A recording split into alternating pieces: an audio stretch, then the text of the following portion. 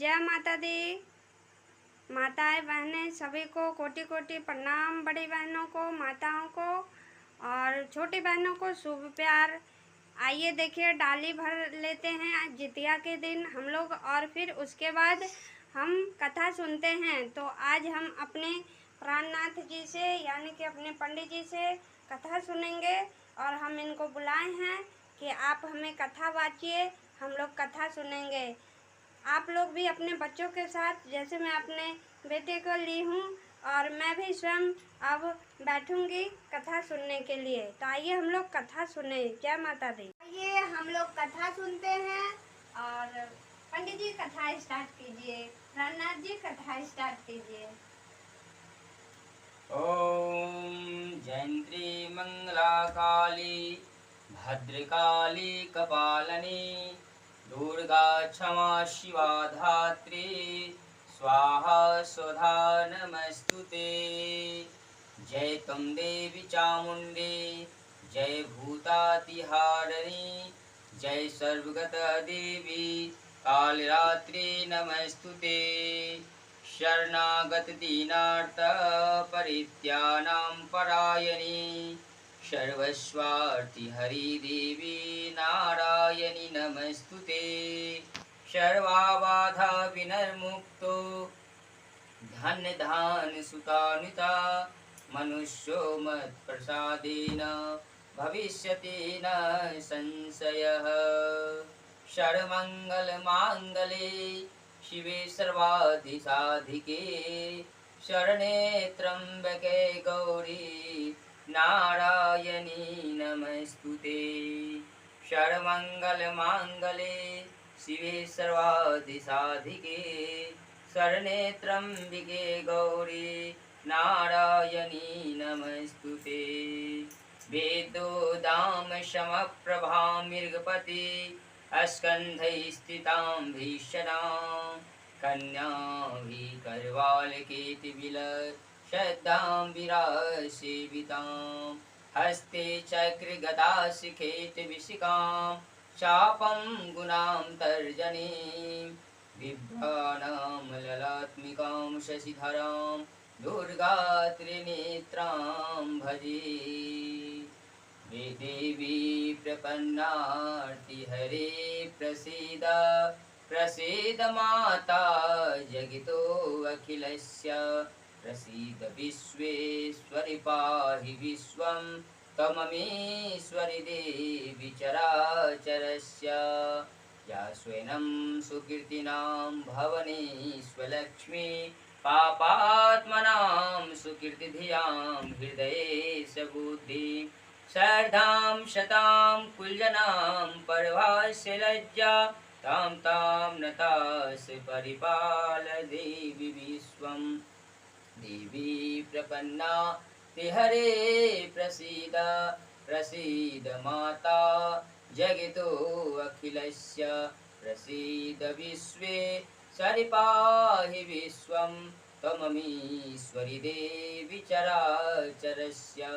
शान्ताकारं भुजगशयनं पद्मनाभं सुरेशं विश्वाधारं गगनसदृशं मेघवर्णं शुभाङ्गं लक्ष्मीकान्तं कमलनयनं योगिविद्यानगम्यं वन्दे विष्णुं भवभयहरणं सर्वलोकैकनाथं।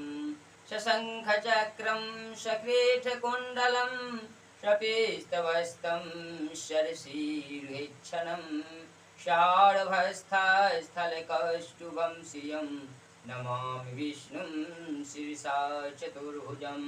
कस्तूरीतिलकं ललाटपटले भस्थस्थले कौस्तुभं नासाग्रे बलमौक्तिकं कर्तरे धेनुकरे कङ्कणं शर्वाङ्गे हरिचन्दनं सुललितां कण्ठे च मुक्तावली गोपस्ते परिवेष्टितो विजयते गोपालचूड़ामणिं।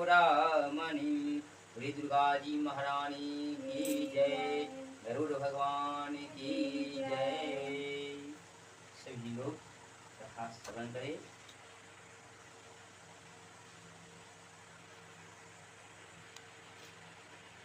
एक बार नैमिषारण्य के निवासी ऋषियों ने संसार के कल्याणार्थ सूत जी से पूछा, हे सूत, काल करी काल में लोगों के बालक किस तरह दीर्घायु होंगे, सो कहिए। सूत जी बोले, जब द्वापर युग का अंत और कलयुग का आरंभ था, उसी समय बहुत सी शोकाकुल स्त्रियों में आपस में सलाह की कि क्या इस कली में माता के जीवित रहते पुत्र मर जाएंगे। जब वे आपस में कुछ सलाह नहीं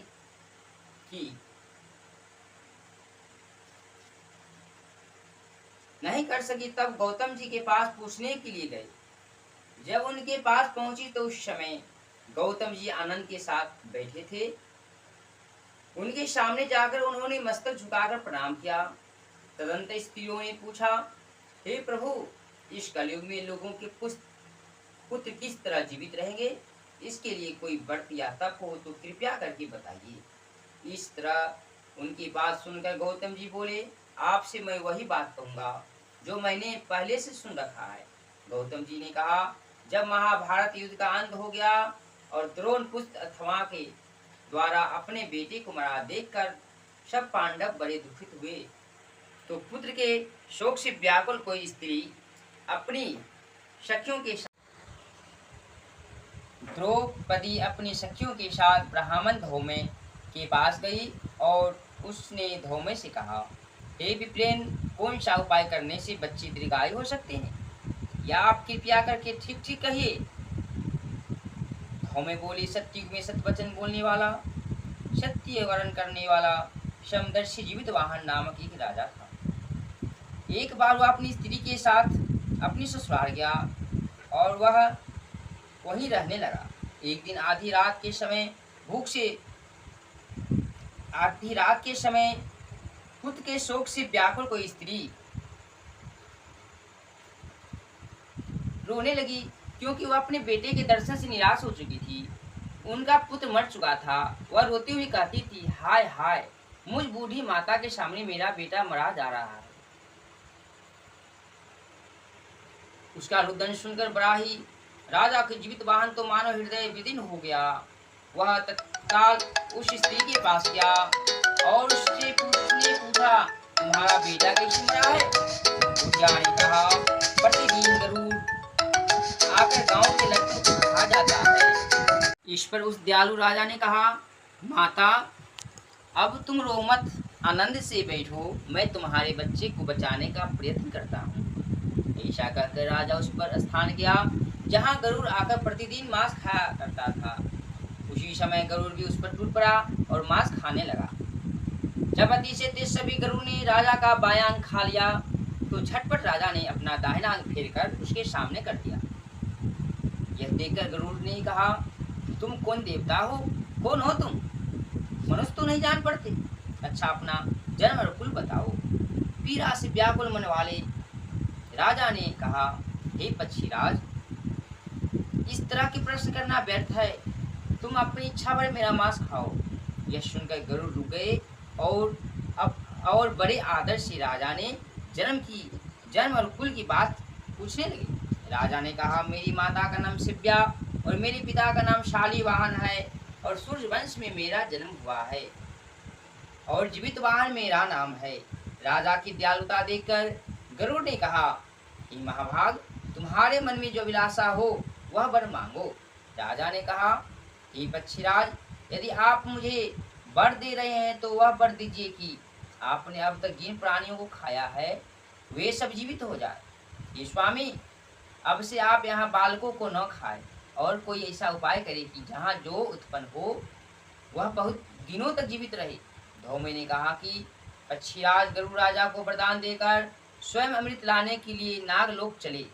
वहां से अमृत लाकर उन्होंने उन मरे मनुष्यों की हड्डियों पर वर्षा करवाया।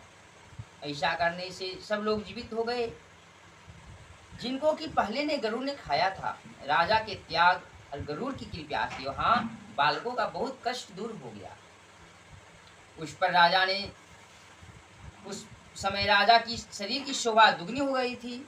राजा की दयालुता देखकर गरुड़ ने फिर कहा, मैं संसार के कल्याणार्थ एक और वरदान दूंगा। आज आश्विन की सप्तमी से रहित शुभ अष्टमी तिथि है। आज ही तुमने यहाँ की प्रजा को जीवन दान दिया है।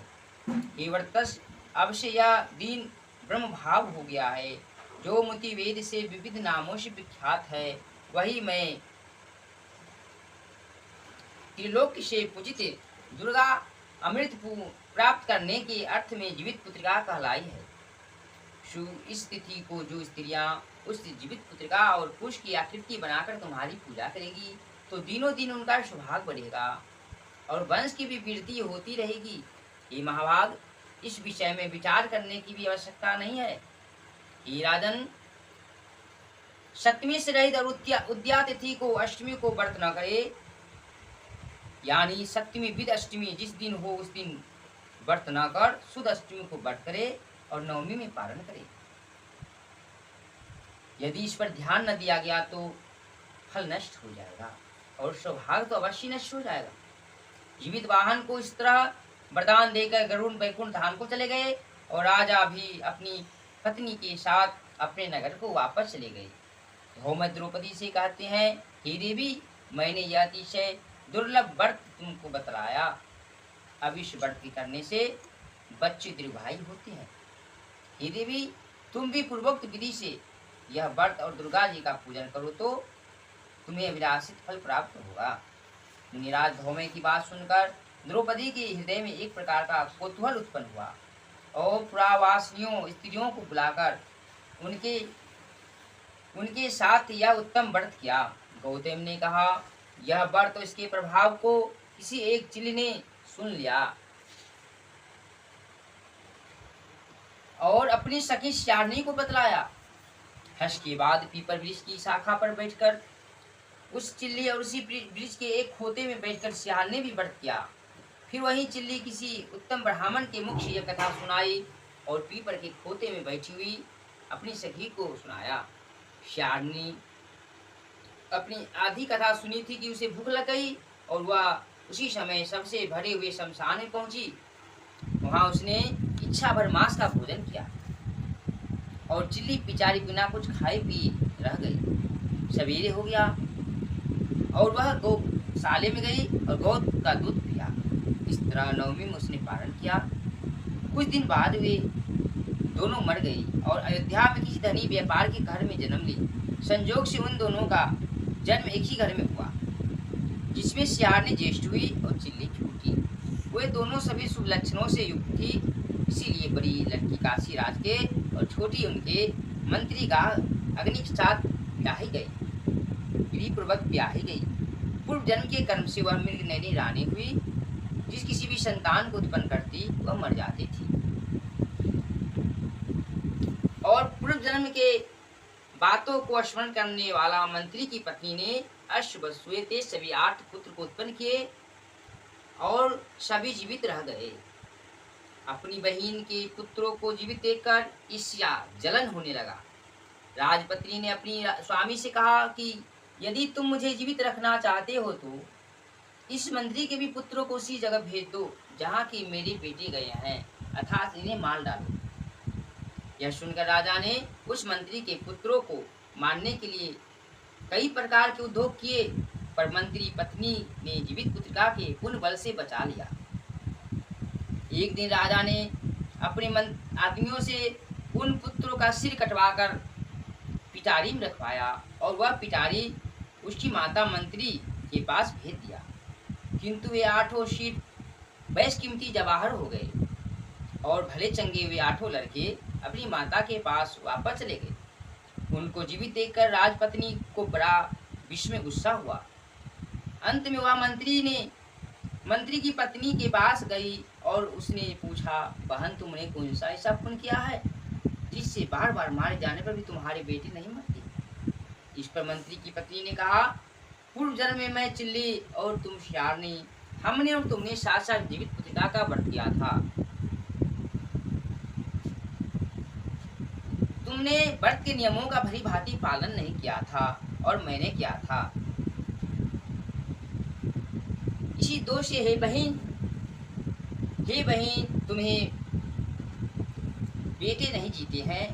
और राजरानी, अब भी तुम उस जीवित पुत्रिका का व्रत को करो तो तुम्हारे बेटे दीर्घायु होंगे। मैं तुमसे सच सच कह रही हूँ। उसकी कथनानुसार रानी ने व्रत किया, तभी से उसके कई बेटे सुंदर और दीर्घायु होकर बड़े बड़े राजा हुए। सूत जी कहते हैं कि सब प्रकार का आनंद देने वाला मैंने यह दिव्य व्रत बतलाया। स्त्रियां चिरंजीवनी संतान चाहते हो तो विधि पूर्वक यह व्रत करे, इसी बात का विचार नहीं करना चाहिए। बोले दुर्गा जी महारानी की जय, गरुड़ भगवान की